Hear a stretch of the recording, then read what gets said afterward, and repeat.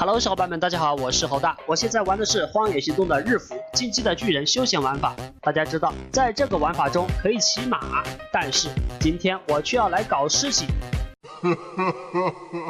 咱们先拉一匹马到河边去。看到这里，估计很多小伙伴都知道我要干什么了。没错，就是要把马拖过河。还是原来的配方，还是熟悉的套路。咱们把马停在石头上面，然后把船靠到石头旁边。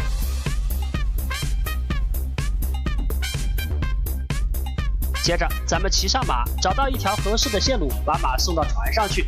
哎，就是这样，稳稳地落在船中间。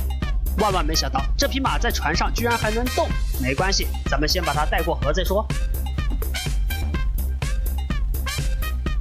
差不多快上岸的时候，我感觉到有点不对劲啊！这个马的位置怎么越来越偏呢？哎，我去，差一丢丢就能成功了。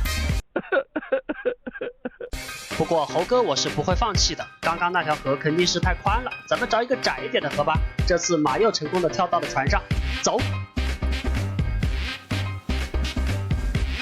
本来这船头都已经靠岸了，但是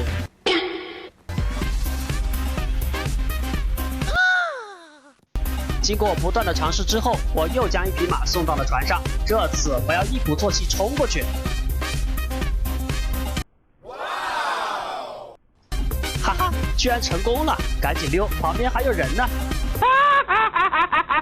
视频的最后给大家解答2个小问题：第一，被马撞会不会掉血呢？现在我趴下，敌人的马过来了，哦豁，掉了一点点血。第2个问题，怎么进日服来体验这个模式呢？很简单，点击设置，然后底下有一个语言设置，我们点一下，然后我们选择最下方的日本语，点一下过后，我们就会重新登录，进入到日服的界面了。